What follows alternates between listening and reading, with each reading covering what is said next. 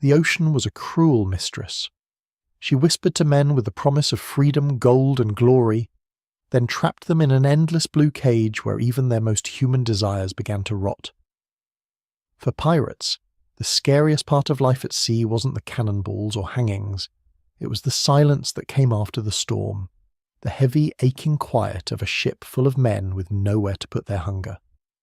The title of this story, How Did Pirates Survive Without Sex?, isn't just a curiosity. It's a window into the strangest torment of history's most lawless outlaws. Imagine this: 80 men crammed into a floating coffin of oak and tar, the air thick with sweat, salt, and unwashed bodies. The deck creaks with every wave. Rats scurry over boots. The food smells like rot. The rum is watered down to keep them docile, and weeks become months without sight of a woman, without touch, without warmth. They were masters of the sea, but slaves to their own blood. Below deck, hammocks swung side by side, the fabric damp from the ocean's breath. A man could reach out in the dark and brush against another's shoulder, a reminder that the only human closeness available was the same sex pressed against you in a space barely large enough to breathe. Some joked, some prayed. Most just stared into the planks above them, letting the thrum of the waves drown out what their bodies screamed for. Pirates were creatures of contradiction. They defied kings and gods but couldn't escape biology. Desire became a kind of madness on the open water, a fever they carried as surely as they carried cutlasses. They sang bawdy songs not for humour, but to release tension that had nowhere else to go. Graffiti of naked women scratched into the wood with dull knives became shrines to memory. A breast, a curve, a name half remembered from a brothel in Havana. This was religion aboard a pirate ship. Every voyage became a slow burn of repression, and repression, history shows, always finds a crack to slip through. By the third month at sea, even the most disciplined crew turned restless. Fights broke out over petty things, a missing ration, a bad hand of dice, an insult muttered under breath. But beneath it all was the same pressure, the unspoken frustration of men trapped together too long. They joked about women in every port, but those jokes were ghosts. One pirate's diary, recovered centuries later from a wreck off the coast of Barbados, described it simply. We eat salt, we breathe salt, we dream salt. Even our blood feels dry, no woman's voice to wet the heart. That dryness wasn't just poetic, it was psychological torture. On a ship where discipline meant survival, the captains knew this silent threat could turn lethal. So, how did they manage? The first rule of a pirate's libido was denial. Officially, the sea was a man's world, a brotherhood built on strength, loyalty, and the rejection of soft temptations. Women were considered bad luck aboard. Their presence was said to anger the sea itself. But that superstition masked a deeper truth. It was easier to ban women than admit what might happen in their absence. Still, history doesn't bend to denial. Out of that isolation grew something unexpected, mating of convenience. Pirates called it matelotage, from the French word matelot, meaning sailor. Two men would form a bond, sometimes legal within their code, pledging to share treasure, provisions, and often a bed. It wasn't always sexual. Sometimes it was simply survival. But on the rolling deck, where loneliness could drive a man mad, lines blurred fast. These pairings were treated with quiet respect. They fought together, slept together, and when one died, the other inherited his belongings. A grim echo of marriage. Historians still debate how widespread it was, but enough records survive to prove it wasn't rare. Picture this: two hardened corsairs under moonlight, passing a flask of rum, speaking in hushed voices about life before the sea, a mother, a lover, a home lost to poverty or war. Then silence, the sound of waves slapping against the hull. In that stillness, companionship became more than comfort. It became necessity. But for every story of quiet companionship, there were darker ones. Not all men handled deprivation with dignity. There were whispers, acts of coercion, abuse of younger crew, even violence born of lust and frustration. The sea didn't judge, but it remembered. Captains imposed brutal punishments for unnatural acts, yet they also knew how common they were. The punishment wasn't moral outrage, or it was fear. Fear that shame could split a crew faster than a mutiny. So most turned a blind eye. Don't ask, don't tell wasn't invented by modern armies. It was born on those decks centuries earlier, and then came the ports. When the long voyages finally ended and the harbour lights appeared on the horizon, restraint shattered like glass. Entire crews exploded into chaos, drinking, gambling, and chasing pleasure like men who'd been starving. In the taverns of Nassau and Port Royal, the brothels overflowed. Prostitutes made fortunes in a single night, while priests prayed for the city's soul. One chronicler wrote, "The town burned not from fire but from flesh, but freedom came with a price. Disease was the silent pirate queen, syphilis, gonorrhea, pox, infections that rotted flesh and sanity." Some pirates spent their plunder on one night of bliss, only to die screaming weeks later. The irony was bitter. They had survived storms and naval battles only to be undone by a kiss. Still, the hunger returned. Always. When voyages stretched on too long, and the horizon remained empty, desperation took strange forms. Livestock was sometimes the only other living creature aboard. Goats, pigs, chickens. Food, yes, but also temptation. Court records from British naval archives mention cases of sodomy with beasts, crimes punishable by death. One captain's log from 1698 bluntly stated, "Jerry the cook was found in sin with the goat. He was flogged near unto death. The beast was eaten." Grim humour, but true. The human mind can rationalise anything when trapped in monotony and salt air. Not every voyage was that bleak, though. Sometimes, in the strangest corners of the sea, pirates found ways to laugh at their own suffering. They staged crude plays, sang songs filled with innuendo, or carved lewd figures into barrels. It was gallows humour, the kind that keeps men sane when sanity is a luxury. And through it all, alcohol flowed like lifeblood. Rum became both medicine and escape. It dulled the ache of celibacy, turned anger into laughter, and blurred the sharp edges of longing. A drunk crew was easier to manage than a desperate one, yet rum had its price too. Drunken quarrels could turn deadly. A careless shove during an argument, a knife drawn too quickly, and by morning, one less man in the hammock. The sea claimed him quietly, as it did so many others. There was, however, another secret, one hidden behind whispers and disguises. Every now and then, a woman would slip past the rules and onto a ship. Disguised as a man, bound in bandages or loose shirts, she'd join the crew. Anne Bonny, Mary Red. Their names became legend, but their motives weren't romantic, they were survival. Land offered fewer choices than the ocean. Freedom, even among killers, was still freedom. When their true identities were discovered, reactions varied. Some crews celebrated them as equals, others turned hostile, seeing them as threats to order. Yet, in that raw, lawless world, some men found in these women not scandal, but something dangerously close to tenderness. And that was the unspoken truth of pirate life. Beneath the tattoos, the brutality, the endless horizon, they were men aching for connection. They built a mythology of fear and lust to hide it, but their songs gave them away. Between verses about gold and gunfire, there were always lines about a girl left behind, a kiss remembered, a promise never kept. In their rare moments of solitude, watching the moon ripple on black water, feeling the ship groan under their feet, even the fiercest pirate could feel small. The world was vast, the sea eternal, and their pleasures fleeting. Desire wasn't just a distraction, it was the only thing that reminded them they were still human. That's the real secret buried under centuries of romantic myths. The pirates' war wasn't only against empires or merchants.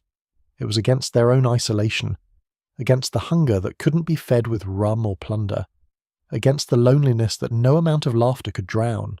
They could rob kings and sink ships, but they could never escape themselves. And that's where the story truly begins, because what pirates did next to satisfy that hunger would blur every line between survival, sin, and human need. The deeper you sail into the pirate world, the more you realize that their greatest enemy wasn't the navy or the gallows, it was the emptiness that followed them everywhere. On the sea, isolation pressed down like the weight of the sky itself. Sooner or later, every man aboard found his own way to fill the silence. Some prayed, some drank, and others improvised. Once the first cannon was fired and the last port vanished behind the horizon, desire became both taboo and necessity. Pirates lived by a strange moral code, carved not from scripture or society but survival. You didn't ask questions that could tear the ship apart. The ocean had its own laws, and the first was simple: what happens at sea stays at sea. The historian Charles Johnson once wrote that pirates made companions of their liking, bound to them by oath and affection. He was being polite. Those companions were the hidden backbone of pirate life, men who shared everything from treasure to torment. The arrangement, matelotage, was as practical as it was intimate. Partners divided plunder, fought side by side, and cared for each other when disease or injury struck. No court of law recognized these unions. No priest blessed them. Yet within the floating anarchy of a ship, they were often the only form of loyalty that truly lasted. When one partner died, the other inherited his share. A pirate's version of a will, sealed not by ink but by blood and shared nights.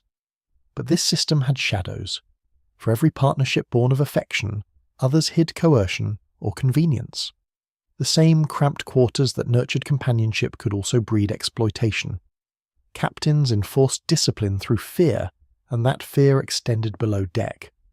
Younger sailors, powder boys, cabin hands, were vulnerable to the whims of stronger men. There are scattered accounts in naval logs of assaults whispered among crews, punished when discovered, ignored when convenient. The official charge was sodomy, punishable by hanging. The unofficial punishment was often silence. Still, in that twisted ecosystem, not all intimacy was shameful. Some found real affection in the chaos. When you spend years staring at the same faces through hunger, storm, and bloodshed, bonds form that defy definition. Letters recovered from captured ships show tenderness amid brutality. Simple lines like, "Tell him I kept his knife by my heart," or "He sang until the mast fell." These aren't the words of monsters. They're the words of men starved for connection. And then the ports. When the anchor dropped and the gangplank hit the dock, the pirates transformed. After months of suppression, entire crews erupted like powder kegs. Nassau, Tortuga, Port Royal. These cities were the pressure valves of the Caribbean world. The taverns overflowed with music and stench. Candles burned low, rum spilled like blood, and the air reeked of sweat and perfume. Brothels became temples of chaos. Women, and sometimes men, lined up to sell the illusion of tenderness. Pirates spent their fortunes in a single night, trading gold for an hour of forgetting. The floors of those rooms were sticky with rum and regret.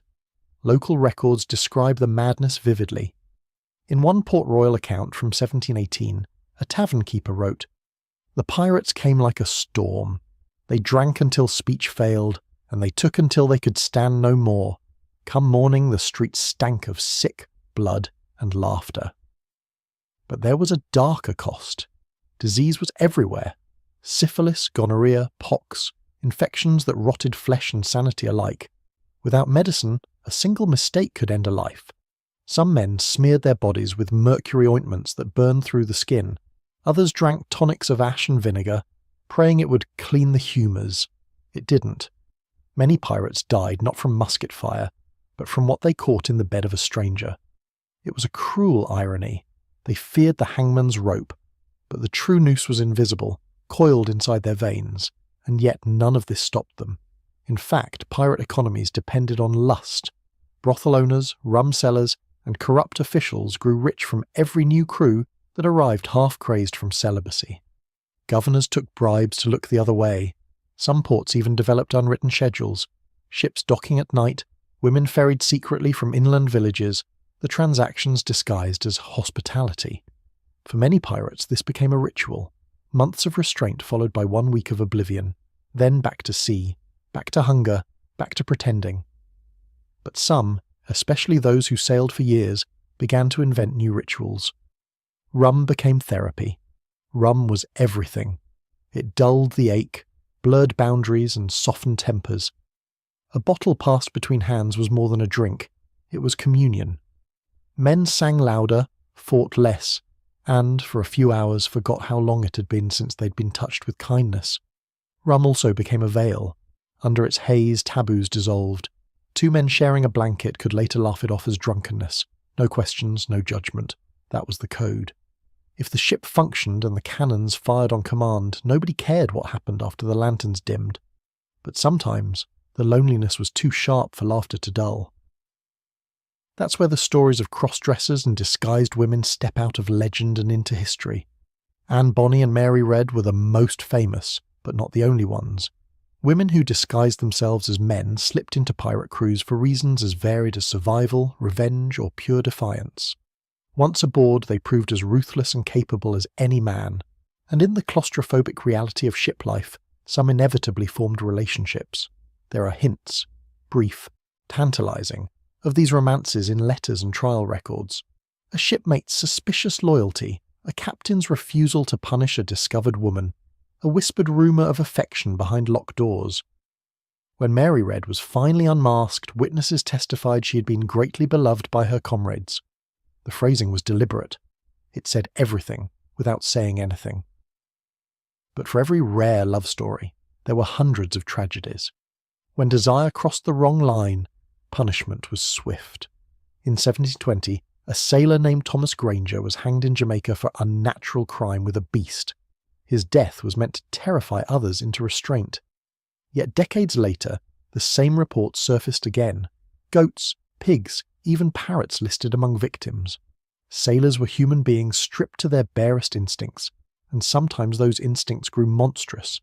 The sea did not forgive, but it understood. Still, the harshest torment was not physical hunger. It was the loneliness that stretched between each wave. You can hear it in the songs they left behind. Beneath the bravado and filth, pirate shanties are full of longing. They sing of girls who never waited, of beds gone cold, of ports that vanish in the mist. The melodies sound merry, but the words ache like wounds. It's easy to laugh at the rumours, the drunken sailors, the goat jokes, the bawdy humour. But beneath it all lies a truth as old as humanity. Take away love, and even the fiercest men unravel. Modern audiences love to romanticise pirates, the swagger, the adventure, the gold. But the reality was bone-deep isolation. Each voyage tested not just courage, but sanity. They lived in a world where touch itself became contraband, where intimacy could mean death, and where every man's body was both weapon and prison. Some scholars argue that this deprivation shaped pirate culture itself, that their wildness on land, their taste for chaos, even their violent brotherhoods, all stemmed from the same root, the desperate need to feel alive. When they reached a port, they didn't just chase women, they chased proof that they still existed. Every drunken laugh, every reckless fight, every gold coin tossed into the night was rebellion against the silence they carried from sea to shore. But no rebellion lasts forever. By the end of their short lives, most pirates didn't see 40. They often died the way they lived, surrounded by men, alone in every other way. No wife, no family, no steady hand to hold as the tide pulled them under. Their names vanished into the sea foam, and yet, even in their decay, there's a haunting honesty. Pirates stripped life to its brutal core. They lived without rules, but they couldn't escape the rules written in blood and bone. Hunger, loneliness, desire. These are the currents that pull every human being, no matter how fierce, back to the same truth. Beneath the myths of buried treasure and roaring cannons lies a quieter story, one of need, shame, and survival. The same men who burned cities and defied kings trembled at night with the same emptiness we all know. That's the paradox that makes their story unforgettable. The pirates of legend conquered oceans, but they could never conquer themselves. Their ships have long since sunk, their bones scattered across coral and sand.